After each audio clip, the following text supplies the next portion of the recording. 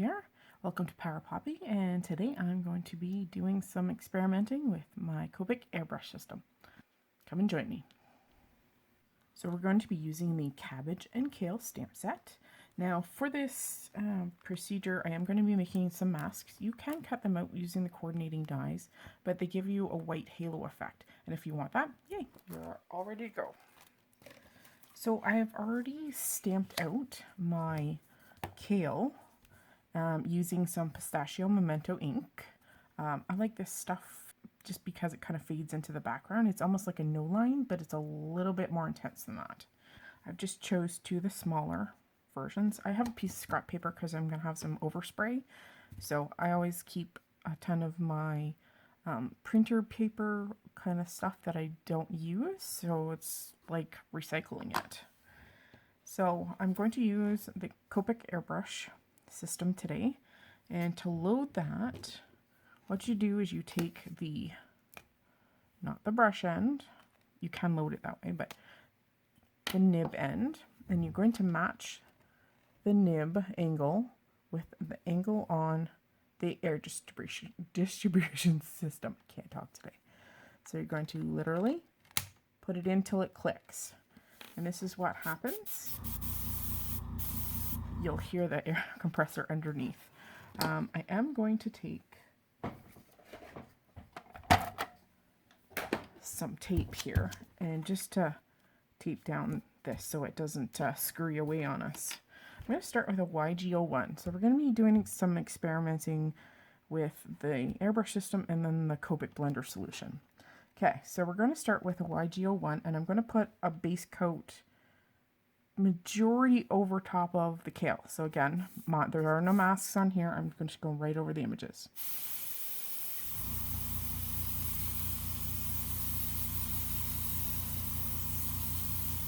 Okay, I am going to add a little bit of darker green. We're going to go in with a YG03, which is slightly darker.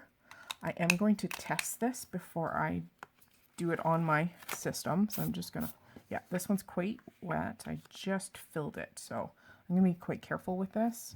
We're just going to put a hint. I'm going to kind of concentrate it kind of in the center of those cabbage and kales. Okay, perfect. Now, wow, I got quite a bit of liquid coming out of that one. All right, now we need our masks. So I'm going to peel them off, and I'm going to position them right over top of our images. Okay, we have both of our masks on. It's off by a little teeny bit up there. Not worried about it. Now, what I'm going to now use the airbrush is to do our background. And I'm going to start fairly light, and it should be a color that goes with whatever color you kind of have in the background. So I'm going to use a BG11. Again, just spray it off, and then we're going to add that to the background. So the BG11 is actually making kind of a green color in the background, just because it's overlapping there. So you can put on as much as you want, but basically you're creating your background. Okay, that's the BG11. I'm going to go up again to BG13.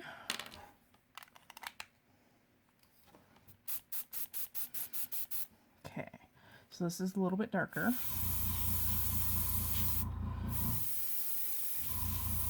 And I'm going to go over both of those colors.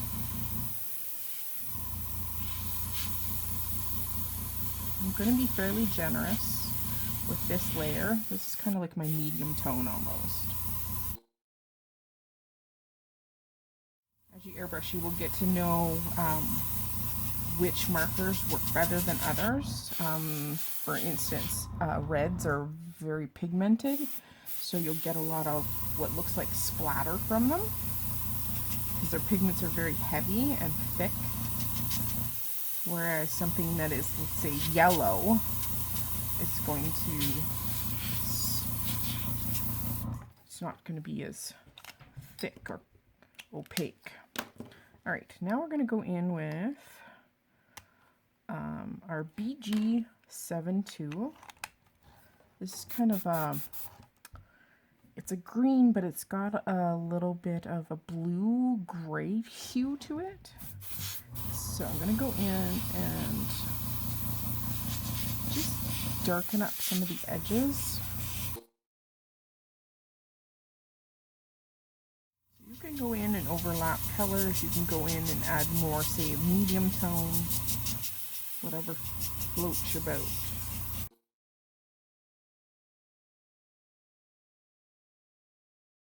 Let's try the BG75 here.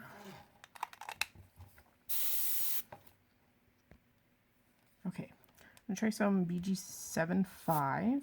Now this one is very, very juicy. If you can see this, I'm going to be very sparing. I think we'll just use it maybe as a splatter pattern.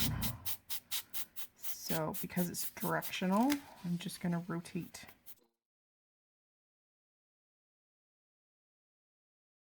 See if I can get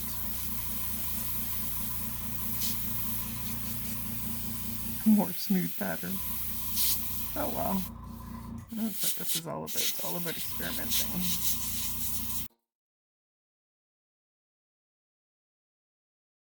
Okay, we can work with that background again. All right, so yeah, look.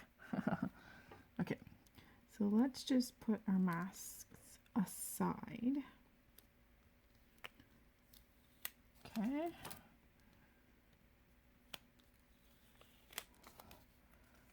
And now what we're going to do is we're going to use our 0 blender marker. Okay, you need to make sure this has got quite a bit of ink in it. Okay, and what we're going to do is we're going to play with pushing ink. So we're going to take the ink that's there, but we're going to push it. So for instance, if it's a light area, this is what we're going to do. We're going to push the ink towards the dark area. So just going to carefully take that that blender solution, and you're going to push it in one direction. Now, you're not going to completely push all the ink. Basically, you're actually pushing it right down into the paper, not necessarily in a directionality. But what you're going to do is sometimes the hues underneath, they give you a halo effect. So it's kind of a neat way to color, but you're not really coloring. You're almost de-inking or decoloring it. So this is where you get to have fun. You can go over them as many times as you want, because the more times you go over it, the more times you add solution, the more it's going to push it into the paper. I have a really, really cheap brand of papers, and it's the cardstock I use 99% of the time when I color my card stuff. So you'd be amazed what you can make work. So I'm going to leave the camera on. I'm going to play around with our images here and enjoy the process. I am going to speed it up, and we'll see what we get as I finish up here.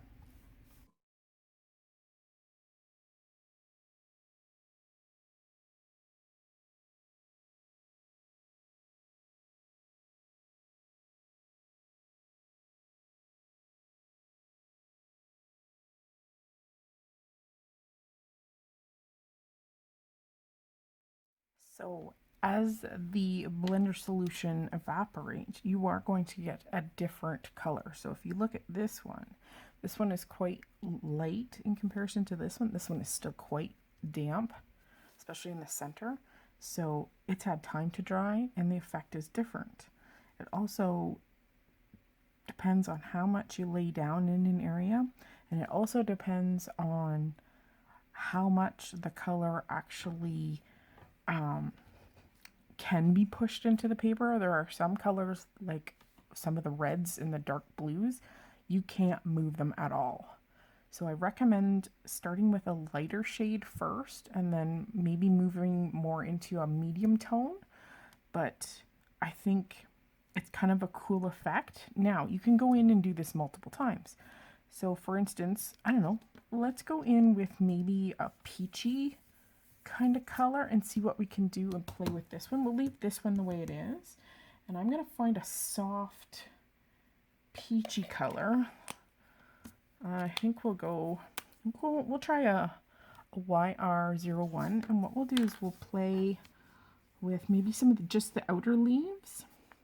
And I think what we'll do is we'll just put a hint of that peachy color coming out from the base of that leaf. So it's coming out towards the edge. And of course, we're not going to do all of them because kales and cabbages are pretty cool. If you've ever looked them up on the internet, they have some really cool lines and things in them. And I've seen some, of course, green ones with purple.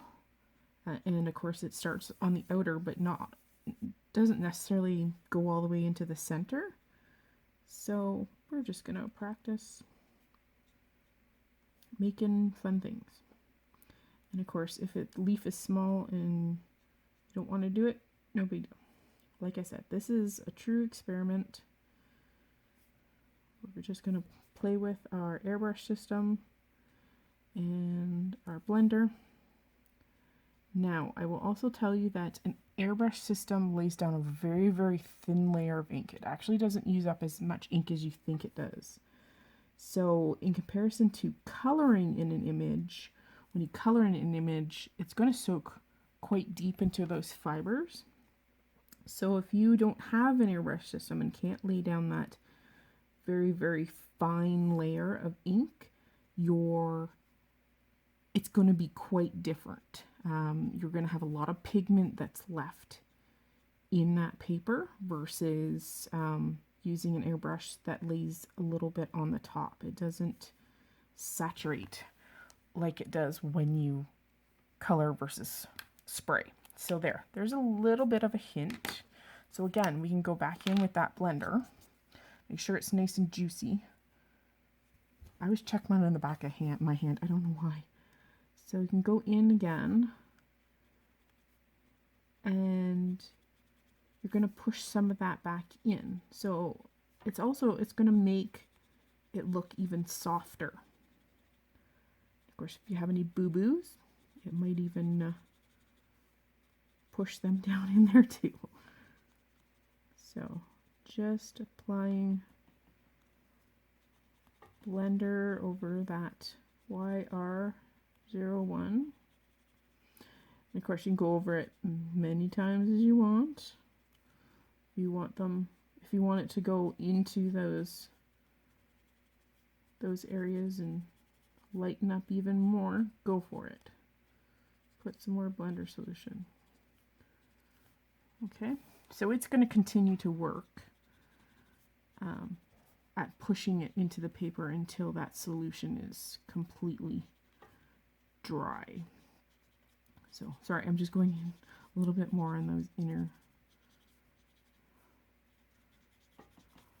Okay, so you can really work with it. And, yeah, it's kind of cool.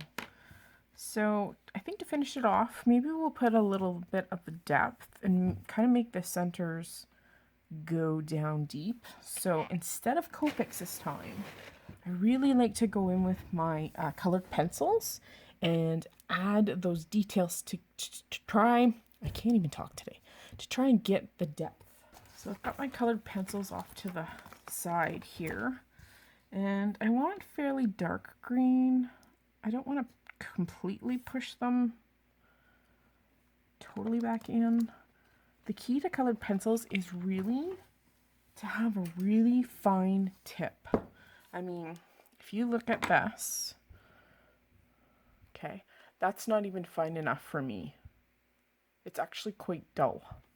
So I just use a good old Stadler, however you pronounce it, sharpener, and I have a little bowl on my desk, and that's what I use. It's simple. I don't pay a lot of money. You can get these at like Staples or Walmart for dirt cheap. Okay, so we're going to go in. I'm going to start on this one. I'm just going to accentuate the deep dark crevices. And you can start off fairly fine and not press like super hard.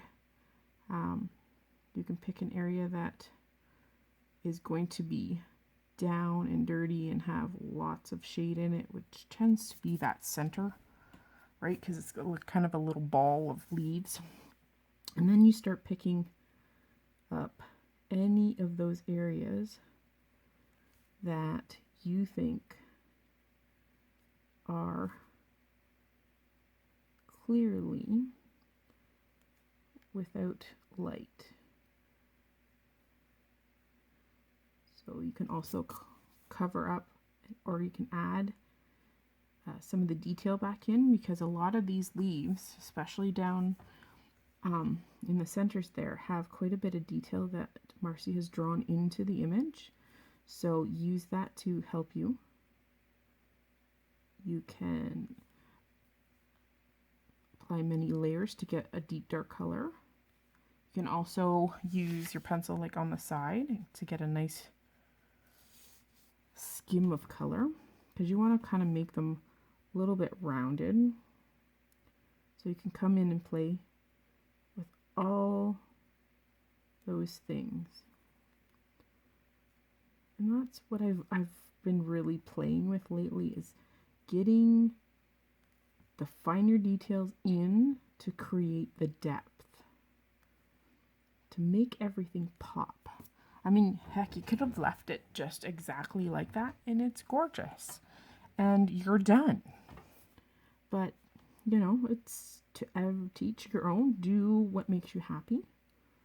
And that's what art is all about, right? Because you're an artist at this point. Yes, you've had a little help. There's nothing wrong with that. But you can certainly make it your own. I mean, you could sit 50 people down in a room, stamp them all out the same exact image, and no two would look alike, would they? Yeah, so add shading in if you wish by just putting less pressure and pulling your hand back. Farther back on your pencil, the lighter the touch, so you're not going to have a harsh line. Okay, the more choked up on towards the point you have, the more you're going to put pressure on that tip. So you're going to actually apply a darker line to it.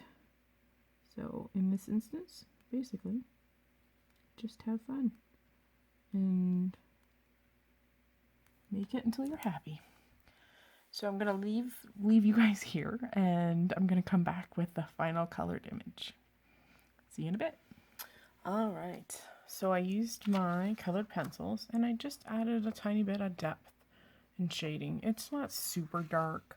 I could definitely go in darker, but I'm going to leave it the way it is.